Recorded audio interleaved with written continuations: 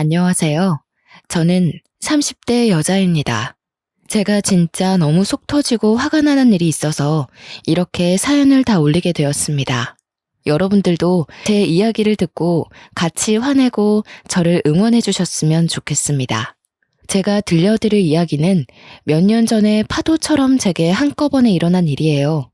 글을 쓰려고 다시 지난 날들을 회상하는데도 손이 떨릴 정도로 화가 치밀어 오릅니다. 그럼 지금부터 제 이야기를 시작해 보겠습니다. 저는 결혼을 해서 동갑내기 남편과 둘이 서울에서 살고 있었습니다. 저희의 연애 이야기를 해봤자 남들과 다를 거 없이 2년 정도 만났고 서로 hun기가 차서 결혼을 하게 되었죠. 글쎄, 애진옥에 이런 집안인 걸 알았더라면 어떻게든 헤어지고 피했을 텐데 다시 생각해도 바보 같았습니다.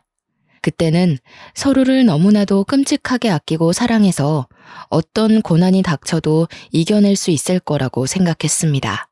그래서 양가의 축복 아래 결혼을 했어요.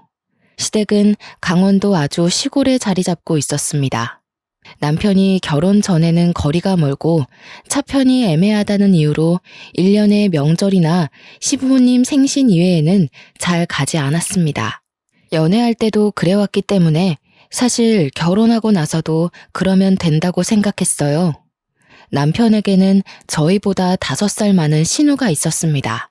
신우는 글쎄요, 자주 만난 적이 없었던지라 어떤 사람인지 모르고 결혼을 했죠. 저희가 결혼할 때엔 이미 시집을 가 있었고 명절이고 생신이고 그저 시댁의 얼굴만 비추고 사라진다고 들었던 터라 잘 알지 못했습니다. 제가 결혼한 지 얼마 안 돼서 한창 깨를 볶던 신혼 시절이었죠. 그래봐야 맞벌이였던지라 남들이 생각하는 신혼부부만큼 깨를 볶지도 못했던 것 같습니다. 저랑 남편은 대출을 끼고 서울에 있는 아파트를 분양받았습니다. 신혼인데 집부터 사는 게 서로 좀 부담이기는 했으나 워낙 지역이 좋고 재개발의 여지도 있어서 투자 겸해서 사게 되었습니다. 참 내 집이 생기니 그렇게 기쁠 수가 없더라고요. 갚아야 할 대출금이 막막했지만 사랑하는 남편도 있고 맞벌이 부부의 장점이 월급이 2번 나온다는 거 아니겠어요? 이렇게 살다 보면 언젠간 정말 오롯이 우리 집이 되어 있겠지. 몇 명을 낳을까 하면서 계획도 세우고 했어요. 저희 친정 어머니께서 부동산을 오래 하셨거든요. 그래서 그 집은 무조건 오른다 사더라 하시길래 믿고 산 것도 있습니다. 부동산을 하시는 어머니 덕에 추천으로 사두었던 땅도 조금 있었습니다. 이 땅은 결혼 전에 투자 목적으로 사둔 땅이었는데 남편은 그 존재를 모르고 있었어요. 아직 팔기에는 애매한 땅이라서 적금 들었다 생각하고 냅두는 땅이었거든요. 아무튼 저희 둘 다 직장이 서울이니 당연히 서울로 터를 잡았던 것 뿐인데 시댁에서는 난리가 났습니다. 저도 솔직히 아직까지도 이해가 가질 않아요. 서울에 터전이 있으면 당연히 집도 서울이어야 하지 않나요? 강원도로 오지 않고 친정 가까운 곳으로 집을 얻었다면서 시댁을 무시하냐고 난리가 났습니다. 아니, 집 살 때 이런 한 푼도 보태준 게 없으면서 왜 감나라 배나라 하는 건지 솔직히 어이가 없었어요. 강원도로 가면 당장 직장은 어떡합니까? 직장 때려치고 강원도로 간다고 치면 그럼 대출금은 누가 갚아주겠어요? 저는 시부모님께 솔직하게 말씀드렸죠. 시댁 식구 어렵다지만 시대도 바뀌었고 할 말은 하고 지내야 된다고 생각했어요. 그럼 저희 직장은 어떡해요? 당장 강원도로 오라는 말씀은 좀... 여자가 무슨 직장이야. 집에서 내조를 해야지. 그럼 저희 대출금은 그이 혼자서 갚으라는 소리예요? 아니, 너네 집 부동산 한다더니 땅도 조금 없드냐? 벌써부터 우리 아들 고생시키는 거야 지금? 꽤나 부자인 척 하길래 집도 턱턱 사주는 줄 알았더니 대출이라니. 알고 보니 남편이 대출받아서 산 집이라는 말도 안 했더라고요. 저는 첫 단추부터 삐걱거리는 느낌을 받았습니다. 하지만 이미 산 걸 어쩌겠어요. 부루마블도 아니고 팔겠습니다 하고 바로 팔 수 있는 것도 아니고요. 시어머니는 계속해서 말도 안 되는 고집을 부렸습니다. 저보고 남편이랑 같이 강원도로 발령받아서 오면 되지 않느냐고 하더라고요. 저는 기가 찼습니다. 발령이라는 게 제가 가고 싶다고 갈 수 있는 것도 아니고 안 된다고 계속 말하는데도 쓰잘데기 없는 고집을 부리면서 저한테 소리 지르는 것도 싫었고요. 저는 남편에게 이 이야기들을 전달하고 어머님께서 저런 식으로 우기면 전화도 안 받겠다고 엄포를 놓았습니다. 그 뒤로 어머니께서는 틈만 나면 제게 전화를 해서 주말에 강원도로 오라고 했습니다. 강원도도 춘천이면 지하철이라도 타고 가죠. 무슨 감자밖에 없을 것 같은 시골에 살면서 매주 주말마다 안 오냐 하시는데 미치는 줄 알았어요. 남편에게도 제가 몇 번이나 물어보았습니다. 아니, 자기, 결혼 전에는 1년에 서너 번만 갔다며? 근데 내가 결혼하고 나니까 또 마음이 바뀌셨나. 아무래도 며느리 자주 보고 싶어서 그런 거겠지. 자기가 워낙 싹싹하게 잘하니까 그런 거 아니겠어? 내가 바보야? 나를 예뻐해 주시는 거랑 부려먹는 거랑 구별도 못하게? 부려먹다니, 우리 엄마 그런 사람 아니야. 정말 인터넷에나 보던 우리 엄마 그런 사람 아니야 소리를 제가 듣고 있더라고요. 저는 남편도 제 편이 아닌가, 정말 말 그대로 남의 편인가 싶었죠. 얘야, 우리 밭에 구황작물 캐야 하니까 주말에 오거라. 저 주말에 특근 있어서 이번 주는 어려울 것 같아요. 그이 말 들어보니까 주말에만 일일 알바하는 청년들이 마을회관 가서 신청하면 온다던데. 그렇게 해보세요. 얘야, 다음 주에는 우리 마을 이장님 생신이라 잔치가 있는데 와서 일손 좀 거들거라. 저희 친척 오빠 결혼식이라서 거기 가봐야 할 것 같아요. 설마 연고도 없는 어머님 댁 마을 이장님 생신 챙겨드리느라 친척 결혼식에 가지 말라는 소리는 아니시죠? 얘야, 이제 여름인데 강원도는 시원하니 주말에 와서 우리 밥도 좀 차려주고 쉬다 가거라. 저도 서울이 너무 더워서 그이랑 주말에 펜션으로 놀러 가려고요. 어머님도 아버님이랑 근교에 여행이라도 다녀오셔요. 저는 아주 눈치가 없는 척하면서 요리조리 잘 피해 다녔습니다. 하지만 그런 레퍼토리도 많지 않아서 매주 주말마다 피해 다닐 순 없겠더라고요.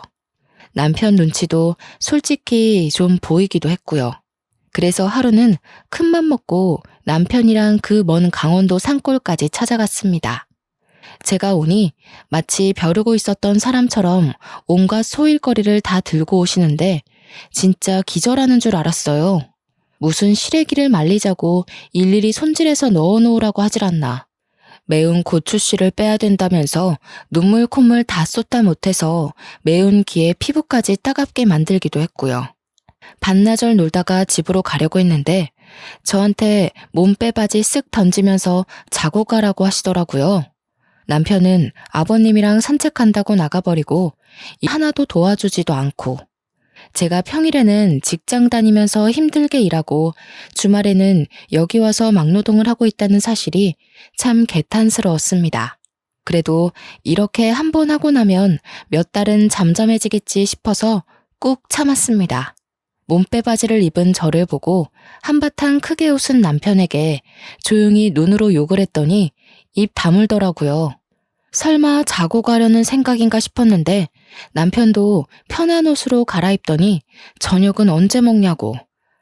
진짜 저 주둥이를 꼬매버리고 싶다는 생각만 가득했습니다. 그래도 일이 이렇게 된 거 성심성의껏 밥상이나 차려보자 싶어서 시골 된장 구수하게 된장찌개 끓이고 각종 나물들로 무침도 하고 선물로 사간 고기도 양껏 구웠습니다. 남편과 아버님은 맛있다고 엄지척 올리시면서 식사 잘하는데 어머님만 깨작깨작 하시더라고요. 어머님, 입맛에 안 맞으세요? 아니, 된장을 얼마나 풀어넣은 거냐? 찌개는 도무지 짜서 못 먹겠고 나물들은 손맛 하나 없이 싱겁고 고기는 이렇게 설렁설렁 구워서 핏물 다 나오는데 역해서 이걸 우째 먹어. 이 고기는 진짜 비싸고 좋은 고기라서 살짝만 익혀 먹는 거예요. 된장찌개는 밥 비벼 먹기 딱 좋은데 나물은 제가 손맛이 좀 부족하긴 한가 봐요. 우리 아들이 매번 이렇게 맛없는 밥상을 끼니랍시고 먹었을 거 생각하니 내 속이 다 분하다. 그러길래 네가 강원도에 집을 얻었으면 내가 요리도 가르쳐주고 살림도 가르쳐주고 했을 거 아니니? 저는 그 말이 정말 기분 나빴습니다. 표정이 순식간에 굳자 남편이 숟가락을 놓고 시어머니께 애교를 떨더라고요. 아니야, 우리 여보가 나한테 얼마나 맛있게 밥 해주는데. 나는 아주 간이 딱 좋은데. 물론 나물이야 우리 엄마가 해준 게 더 맛있지. 안 되겠다. 내가 한 달에 2-3번씩 반찬해서 가져다 주고 너희 집 가서 자고 올까? 내가 차려준 밥이 훨씬 맛있지. 역시 세월의 손맛은 따라가기 힘들지. 아가, 내가 이제 가서 반찬도 해주고 살림도 좀 살펴주고 하마. 저는 정말 세상에서 가장 듣고 싶지 않은 소리였죠. 말이 좋아 반찬 들고 오신다는 거지 제 살림 하나하나 뜯어보겠다는 소리 아니겠어요? 저는 싫다고 거절도 못하고 아주 어색하게 웃으면서 대답했습니다. 어머니, 그래도 저희끼리 스스로 해야 나중에도 서로 맞추기 편할 것 같아요. 제가 알아서 노력해서 잘 해볼게요. 너무 걱정 마시고 어머님은 아버님이랑 즐겁게 주말 보내셔요. 완곡한 거절이었지만 시어머니는 포기하지 않은 듯 궁시렁거렸습니다. 남편도 이때다 싶어서 주말에 우리 데이트도 해야 되고 하면서 어물쩍 넘겼죠. 참 눈치 없는 남편이었지만 이때만큼은 칭찬해주고 싶었습니다.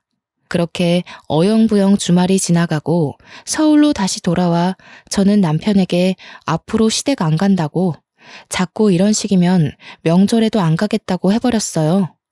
저희 친정 부모님은 사위 어색하고 불편할까 전화도 잘 안 하시는 분들인데 먼저 찾아가 본 적도 전화 드린 적도 없으면서 저만 일방적으로 효도해야 되는 게 어이가 없잖아요. 남편도 제가 성질내면 무섭다는 걸 알아서인지 더 이상 요구하지 않더라고요. 그렇게 어머님의 오라고 말하는 전화도 무시하고 일만 열심히 하며 살다가 명절 시즌이 다가왔습니다. 허리에 붙일 파스까지 단단하게 챙기고 강원도로 내려갔어요. 반나절 허리도 못 펴고 제사상에 올릴 반찬에 전에 과일 깎고 방앗간까지 다 다녀오고 나니 밤이더라고요. 제사상 차려서 절하는데 집으로 누가 쾅쾅거리면서 들어오는 거 아니겠어요? 저는 조상님이 살아 돌아오신 줄 알고 까무러칠 뻔했습니다. 근데 그건 신우이였어요. 뭐야, 제사 지내는 중이었어? 배고팠는데 잘 됐다. 절 다 했으면 나 이거 먹어도 되지? 멍 때리고 있는 가족들을 보면서 인사도 없이 먹겠다 하고는 제사상에 올린 음식들을 손으로 막 집어먹더라고요. 정신을 차린 시어머니께서 신우의 등짝을 한 대 때리셨죠. 하지만 신우는 왜 때리느냐고 콱 쏘아붙이더니 계속해서 제사상에 있는 음식들을 퍼먹었어요. 어느 정도 배가 불렀다며 배를 팡팡 때리면서 나왔어 하고 그제서야 인사를 하더라고요. 처음 봤을 때보다 살도 더 찐 건지 목이 사라지고 없더라고요. 더 시댁에 가지 않고 왜 친정에 먼저 왔니? 윤서방은? 윤서방 그 자식 말도 꺼내지 마. 내가 진짜 더럽고 치사해서는. 아니, 왜 윤서방이랑 싸웠어? 싸우긴 뭘 싸워. 이혼했어. 뭐라고? 아버지 귀 먹었어요. 이혼했어, 이혼. 도장 꽝 찍어서 내가 이제 명절에 갈 시댁이 없어요. 그러니까 친정 왔지. 나 짐도 다 싸들고 왔어. 아직 내 방 있지? 신우는 자기가 원래 쓰던 방으로 들어가더니 그 안에 있던 잡동사니들을 다 거실로 끌고 나왔어요. 아니, 왜 내 방에 매주를 띄워놔? 냄새. 나 이제 여기서 지낼 거니까 뭐라 하지 마요. 나 쫓아내면 어디 갈 데 없어. 아니, 왜 이혼했는데, 어? 아니, 잠깐, 아예 서류까지 다 정리된 거야? 그런 거 아니고 홧김에 이혼하자고 한 거면 가서 빌어. 그러자 신우가 서류 하나를 들이밀더라고요. 등본이랑 가족관계 증명서였어요. 거기에는 남편이 빠져 있었습니다. 내가 이런 걸로 왜 거짓말을 쳐? 이혼했어. 저는 명절에 일어난 아주 빅사건이다 싶었죠. 왜 이혼했는지 궁금했는데 차마 올케가 그런 걸 물어보기도 좀 그렇잖아요. 모양새 빠지게 할 순 없어서 궁금한 거 꾹 참고 기다렸더니 멍하니 있던 남편이 물어보더라고요. 아니 누나, 왜 이혼했는데? 말해서 뭐 어디다 써? 바람이지. 내가 진짜 그 더럽고 치사한 새끼를. 아무래도 신운의 전 남편이 바람을 펴서 이혼한 것 같았습니다. 흥미진진하게 듣고 있던 제게 아주 벼락 같은 일이 벌어졌어요. 예, 네가 강원도에서 뭐 해먹고 살겠니? 여기는 직장도 없고 뭐 알바할 자리도 없다. 너 그러지 말고 기훈이 따라서 서울 가. 기훈이는 제 남편이었습니다. 저는 흥미롭게 이야기를 듣고 있다가 벌떡 자리에서 일어났습니다. 신우를 지금 우리 집에 데려가라는 소리인가요? 라는 말이 목구멍 끝까지 나왔지만 꾹 삼켰어요. 일단 이성을 찾는 게 먼저라고 생각해서 심호흡을 한 채 남편을 바라보았죠. 기훈이 너도 누나 내칠 생각하지 말어. 네 누나 그래도 시집 가기 전에는 이것저것 많이 했던 거 알지? 서울 가면 여기보다야 훨씬 살기 좋으니까 일단 기반 잡을 때까지만이라도 너네 집에서 있게 해라.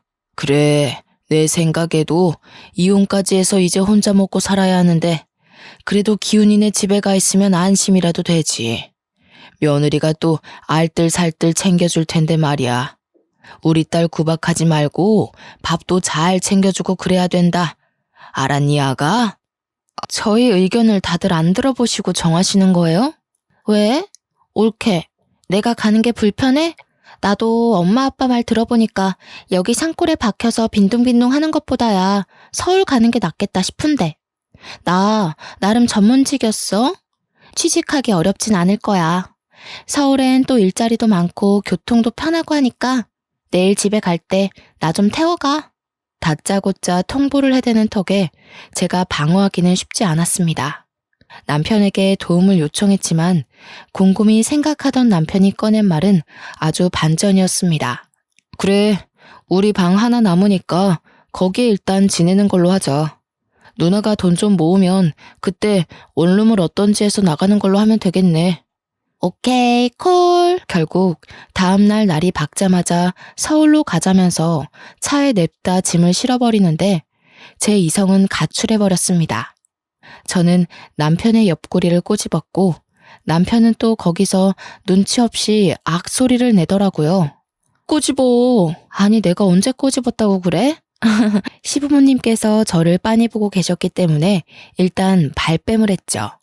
신우는 제 눈치가 어떤지 빤히 아는 것 같았음에도 불구하고 모른 척 차에 타더라고요. 갈 때 휴게소 들릴 거지? 나 호두과자랑 알감자 사 먹게. 저희는 그렇게 휴게소까지 알차게 들러서 서울에 왔습니다. 냅다 방 하나를 차지하더니 잘 테니까 밥 차리면 부르라고 하더라고요. 저는 제가 무슨 몸종이라도 된 줄 알았습니다. 우라통이 터지는 거 뭐 어쩌겠습니까?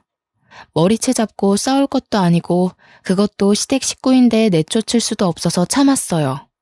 그래도 6개월 안에는 나가겠지 싶어서 지옥 같은 생활 조금만 버티자는 마음으로 참았죠. 명절이 끝나고 저도 직장인이니까 출근을 해야 하잖아요.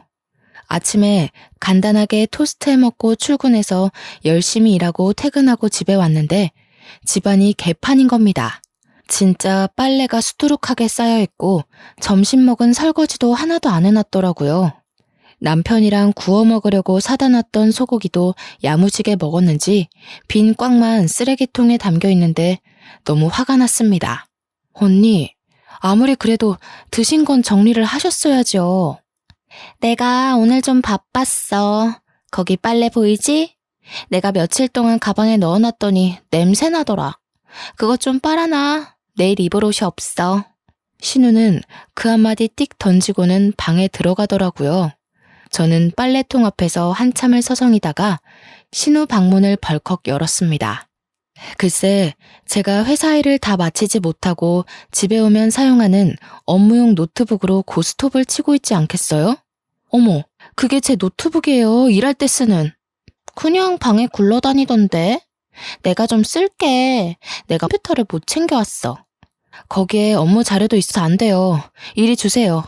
자료? 아, 무슨 폴더에 서류 이렇게 써있던 거? 내가 게임 깔아야 되는데 용량이 없어서 그거 지워버렸는데. 저는 정신이 가출해버렸습니다. 그 안에는 연간 계획이며 재무제표도 들어있었고 회사 업무와 관련된 중요한 서류들도 백업되어 있었거든요. 저는 신우가 지워버렸다는 말에 놀라서 신우를 밀치고 노트북을 살폈어요. 정말 깨끗하게 지웠더라고요. 저는 일할 때 쓰는 중요한 자료인데 그걸 지우면 어떡하냐고 소리를 질렀어요. 저한테 물어보지도 않고 그걸 그냥 지우고 쓰시면 어떡해요. 그것도 고작 고스톱 치느라 지금 제 업무 손실이 어떤지 아세요? 나 기훈이한테 물어봤는데 그냥 쓰라길래 쓴 거야. 저는 남편에게 전화를 걸었습니다. 남편이 퇴근 중이라며 조금만 기다리라고 하더라고요. 집에 들어서자마자 남편에게 슬리퍼를 집어던졌어요. 너 지금 내 동생한테 뭐 하는 짓이야? 당신이 내 노트북 써도 된다고 했어? 누나가 인터넷으로 뭐 좀 할 거 있다고 해서 쓰라고 했지. 왜 오자마자 슬리퍼를 던지고 그래? 무슨 일 있어? 고스톱 게임 하시느라 내 업무 서류를 다 포맷해버렸어. 이거 어떡할 거야? 내 자료들 다 어디서 복구하냐고. 옳게. 웃긴다. 그거 회사 가면 다 있는 거 아니야? 그리고 그렇게 중요한 걸 개인 노트북에다가 저장해두면 안 되지. 옳게 횡령하고 그러는 거 아니지? 저는 그걸 말이라고 하는지 슬리퍼를 던졌다고 화가 난 남편은 신우 말에 동의하면서 저에게 그렇게 중요한 자료면 미리 USB에 넣어놔야 하는 거 아니냐고 했어요. 솔직히 틀린 말은 아니지만 어차피 저 혼자 쓰는 노트북이고 업무 이외에는 쓰지 않아서 안일하게 생각했었죠. 그 사건은 해결되지 않은 채 제가 회사에서 업무를 2배 더 보는 걸로 마무리가 됐습니다. 하지만 신우짓은 여기서 멈추지 않았습니다. 욕실 개수구에 자기 머리카락이 잔뜩인데 그거 하나 제대로 치우지도 않았고요. 설거지는 당연하고 밥 한 번 차려놓은 적이 없었습니다. 맞벌이 부부인 우리가 퇴근하고 오면 오늘은 뭘 먹을 거냐고 배고프다고 빨리 밥을 하라고 시키더라고요. 자기는 집에서 놀고 먹고 하면서 생활비 한 푼 안 보태는데 밥까지 차리라고 하니까 정말 시어머니를 모시는 것 같았습니다. 그뿐만이 아니었습니다. 빨래를 돌리는 건커녕 빨래통에 빨래를 내놔도 양말은 다 뒤집어져 있고 흰 옷이고 검은 옷이고 속옷이고 다 한꺼번에 섞어놓고 팬티에는 생리가 묻어있는데도 떡하니 펼쳐놓았더라고요. 아니, 생리대도 제 거 가져다가 팍팍 쓰는데 진짜 하나하나 아까워서 미치겠더라고요. 언니는 취업 준비하고 계신 거 맞아요? 내가 왜? 아니, 취업할 거라고 서울 와놓고서는 내가 왜? 라고 묻는 게 정상입니까?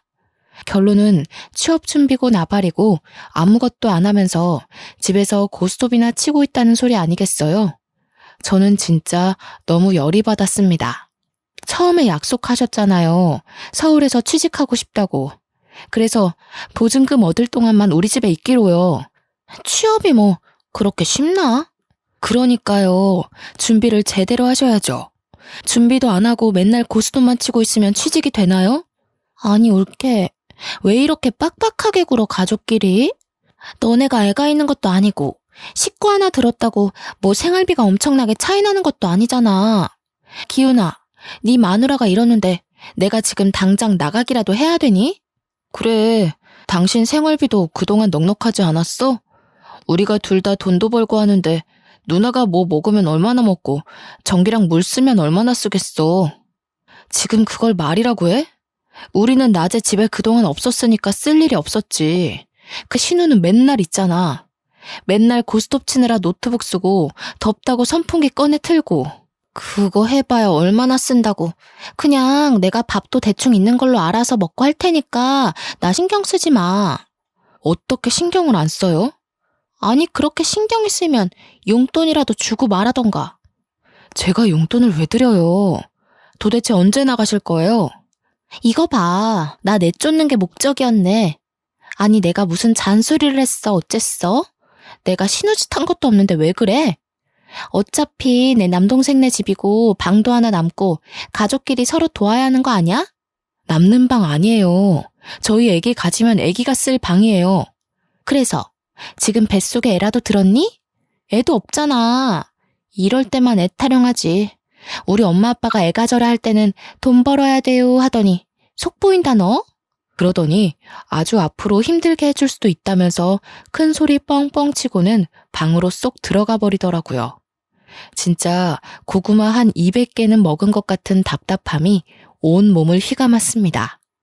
남편은 제게 누나 고집은 절대 못 꺾는다면서 말을 너무 심하게 한 거 아니냐고 했어요. 솔직히 말을 더 심하게 한 사람이 누군데 제 탓을 하나요? 이런 식으로 제 식구만 싸고 돌면 이혼해. 저는 아주 초강수를 두었습니다. 시골 분들이셔서 아들내미 이혼한다고 하면 뒷목은 잡으실 것 같은데 남편은 어떻게 나오나 궁금했습니다. 솔직히 저런 신우랑 계속 같이 살아야 한다고 하면 이혼밖에 답이 없긴 했고요. 남편은 콧방귀를 뀌면서 마음대로 하던가 하더라고요. 솔직히 그냥 해본 말인 줄 아는 거겠죠. 무서울 게 없었습니다. 그래서 신우방을 열고 잠깐 나와서 다시 이야기하자고 했어요. 신우는 고스톱 치는데 방해를 한다면서 투덜거리고 다시 나왔어요. 뭐 하셨어요? 이제는 그런 걸로 코투리 잡으려고? 내 탓 아냐? 남편이 어린 여자랑 바람이 났고 나한테 들켰고 그래서 이혼했어. 그럼 위자료 받으셨을 거 아니에요? 상간녀 소송도 당연히 하셨을 거고요. 그러자 신우가 갑자기 꿀먹은 벙어리가 됐어요. 위자료까지는 생각 못했는지 남편이 신우를 채근하더라고요. 아, 그래. 받았어. 3천 받았다, 3천. 그 돈 다 어쩌시고 돈 없어서 여기서 지내겠다고 하시는 거예요? 3천만 원이면 월세 보증금 하고도 남아요. 아니, 나는 뭐 돈 쓸 데가 없겠어? 누나, 솔직하게 말해. 돈 다 어디다가 썼어? 어디 빚이라도 있었어? 아니면 뭐 명품 중독이야? 아니야. 고스톱 하느라 썼어. 저거 돈 충전해서 치는 거란 말이야. 그래서 따면 진짜 현금으로 바꿔줘. 내가 아주 크게 한번 따려고 싹 다 꼬라박았는데 휴지돼서 사라진 거지. 누나 미친 거 아니야? 이제부터 언니도 저희 집에서 생활하시려면 생활비 보태세요. 신우는 그 말에 아주 곡소리를 내면서 가족끼리 너무한다고 그러는 거 아니라고 소리를 꽥 질렀어요. 당연히 수중에 가진 돈이 한 푼도 없으니까 생활비를 보탤 수 없겠죠. 그러면 취직이라도 하던가. 한심하게 위자료 받은 거는 전부 도박에 날리고 이러는 꼴이라니. 제가 한심해 죽겠다는 표정으로 신우에게 쏘아대니 신우도 열이 받았는지 두고 보라고 했지? 하면서 시어머니에게 전화를 걸었습니다. 제 눈앞에서 울면서 서러워서 못 살겠다는 둥 며느리가 이래도 되냐고 시댁 무서운 줄 모른다고 하소연을 하더니 시어머니께서 당장 가겠다고 하시더라고요. 저는 이 시간에 어떻게 오겠냐고 자러 갈 준비를 했어요. 저는 내일도 출근을 해야 했으니까요. 새벽 1시에 소란스러워 문을 열었더니 시어머니께서 진짜 오셨더라고요. 저와 남편은 자다 깨서 깜짝 놀랐고 씩씩거리는 시어머니가 저를 확 밀치셨어요. 저는 중심을 잃고 뒤로 크게 넘어졌습니다. 신우는 안 자고 있었는지 거실에 나와 낄낄거리고 있더라고요. 저는 수치심과 더불어 억울한 마음에 시어머니께 뭐 하는 짓이냐고 소리를 질렀습니다. 시댁 무서운 줄도 모르고 이것이 우리 기정이한테 무슨 짓이야? 뭐? 생활비를 보태라고 해? 너네 서울에서 직장 생활한다고 강원도도 안 내려오면서 무슨 우리의 돈까지 받아쳐먹으려고? 저는 무슨 죄가 있어서 신우를 모시고 살아야 돼요? 설거지도 안 해, 빨래도 안 해. 자기가 씻고 나온 머리카락 정리 한 번을 안 하는데 저는 무슨 몸종이에요? 뒤치다꺼리만 해주게. 생활비 내라는 게 왜요? 놀고 먹으니까 못 내는 거지. 취업 준비도 안 하고 위자료로 받은 3천만 원도 고스톱에 꼬라박는 사람인데요. 어머님이 데려가세요. 제가 사실만 말하자 시어머니는 할 말이 없는지 갑자기 주저앉아서 엉엉 우시기 시작했어요. 신우와 남편도 그런 시어머니 옆에 찰싹 붙어서 편을 들더라고요. 너 어른한테 싸가지 없이 그게 무슨 말버릇이야? 그것도 남도 아닌 우리 엄마한테. 너 이런 식으로 나오면 너도 이혼남 될 줄 알아. 이혼이라는 말에 시어머니께서 욕을 한 사발이 뱉으면서 제 머리채를 잡으셨습니다. 저는 머리카락이 쥐어뜯기는 와중에 저희 친정 부모님께 전화를 걸었어요. 살려주세요 하면서 전화를 걸자 새벽 2시가 다 되어가는 시간인데도 무슨 일이냐며 한달음에 신혼집으로 달려오셨습니다. 저는 머리가 산발이 되어 있고 시어머니와 신우도 씩씩거리고 있고 남편은 일 크게 만든다며 저를 나무라더라고요. 저희 부모님은 그 꼴을 보고 너무 열이 받았는지 저한테 싹 다 이야기하라고 했고 저는 시어머니의 시집살이부터 시작해서 신우가 우리 집에 온 것까지 빠짐없이 일러 바쳤습니다. 이런 망할 집구석을 봤나. 당장 이혼해. 누구 마음대로 이혼을 합니까? 누가 뭘 잘못했는데? 지금 우리의 머리털 다 뜯어놓고도 그런 소리가 나옵니까? 경찰 안 부른 것만으로도 감사한 줄 아십시오. 참나. 그럼 이혼하더라도 할 건 확실하게 하자. 너 그 땅값 많이 올랐더라? 그것도 반반하는 거지? 땅? 무슨 땅? 내가 깜빡 속았지 뭐야. 얼마 전에 일이 있어서 등기부등본 떼보니까 제 명의로 땅이 있더라고, 하남에. 알짜배기라서 값도 엄청 올랐던데. 그것도 반으로 나눠. 아니, 그건 우리 딸 시집 오기 전부터 가지고 있었던 건데 왜 나눠? 재산이 있는 거 숨기고 대출받아서 집 샀잖아요. 그 땅만 팔았어도 대출금 안 갚아도 되는 건데 속인 게 맞으니 내놔야죠. 그거 팔아서 내 피부 관리샵 내면 되겠네. 그러면 이혼도 안 해도 되는 거 아니야? 나는 샵 운영하면서 수익금 나면 생활비 내면서 여기서 살고 나 취직도 하는 거고 다 좋은 거 아니야? 언니 머리에 똥만 가득 찼어요? 내가 그걸 팔아서 왜 언니 가게를 내줘요? 우리 집 대출금도 갚고 있는 마당에. 요망한 기집애. 재산이 있으면서도 그게 아까워서 숨기고 우리 아들 뼈 빠지게 일한 돈으로 대출금을 갚으라고 시켜? 아들만 대출금 갚았나요? 저도 같이 갚고 있거든요. 이 집 공동명의예요. 아주 개판으로 싸움이 나자 저희 어머니께서 저를 말렸습니다. 어차피 결혼 전에 받은 재산이기 때문에 나누지 않아도 된다고 전 그러면 변호사라도 선임하겠다고 했어요.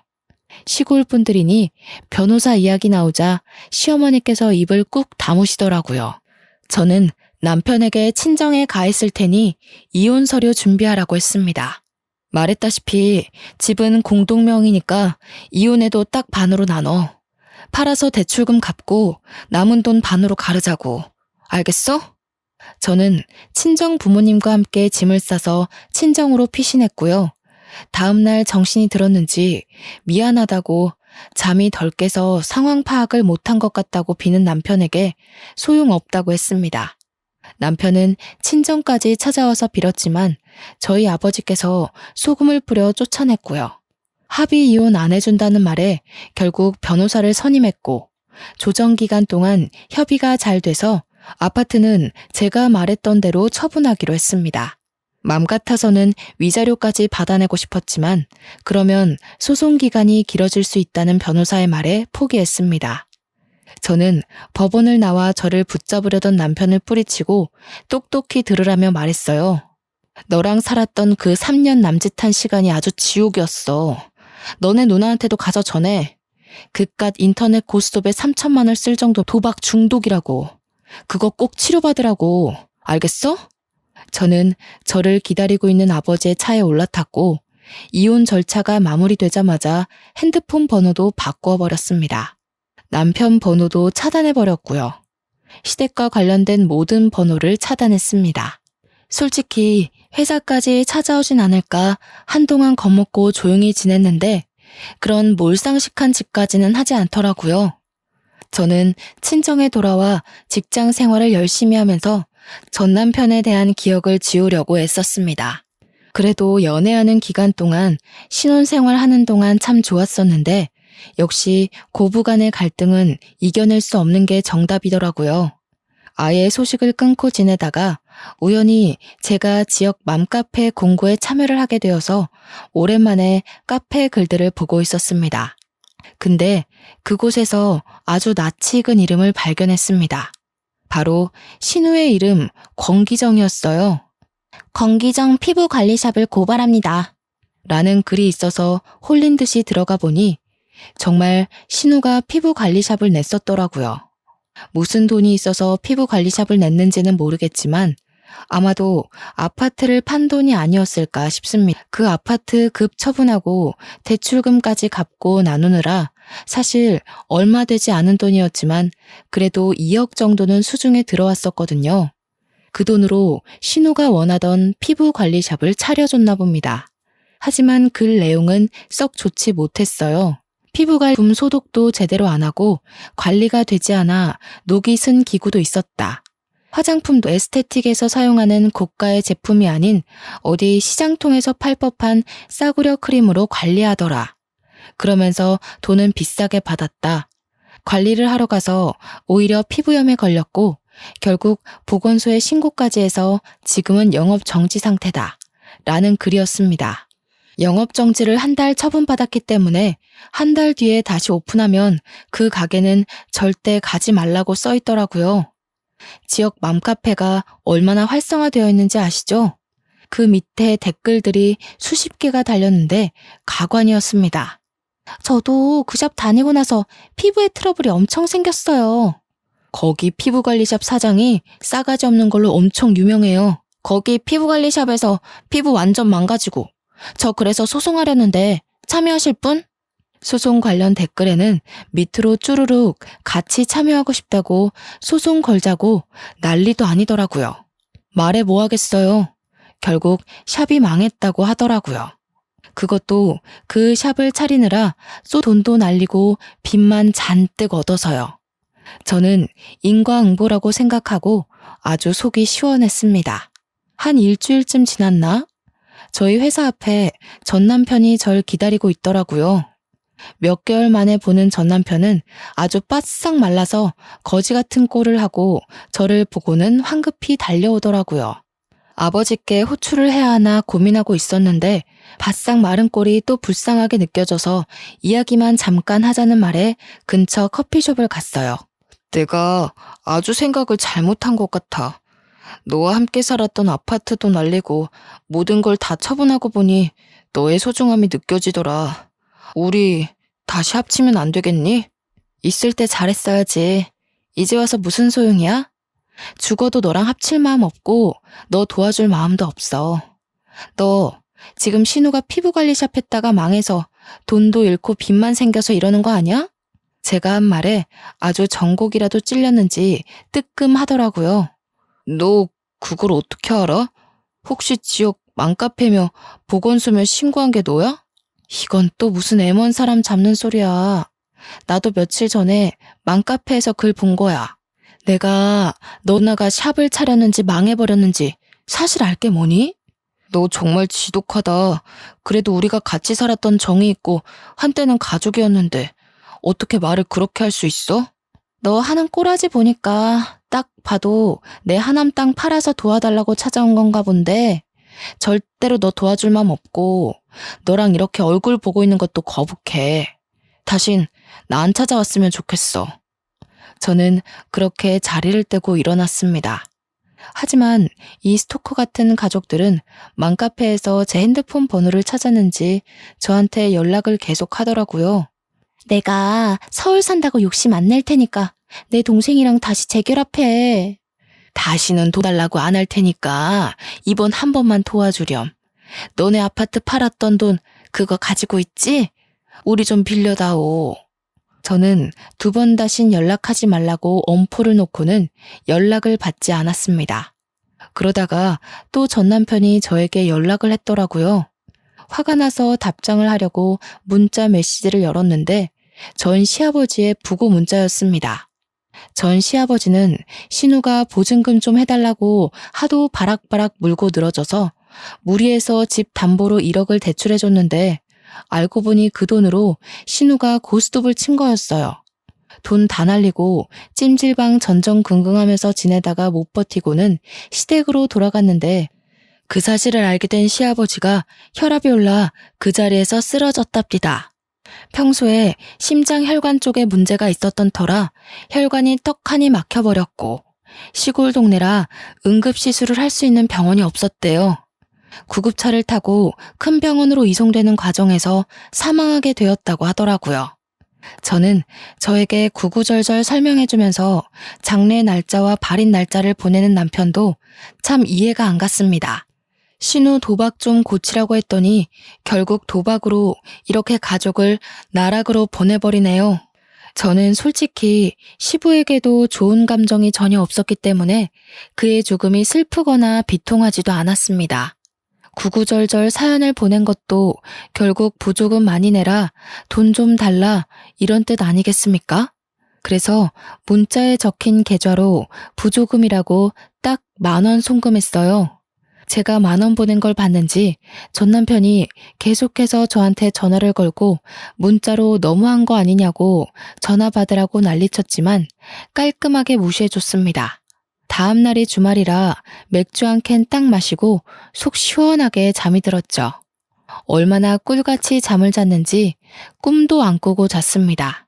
솔직히 시부가 저주하러 꿈에 나타날까봐 무서웠거든요.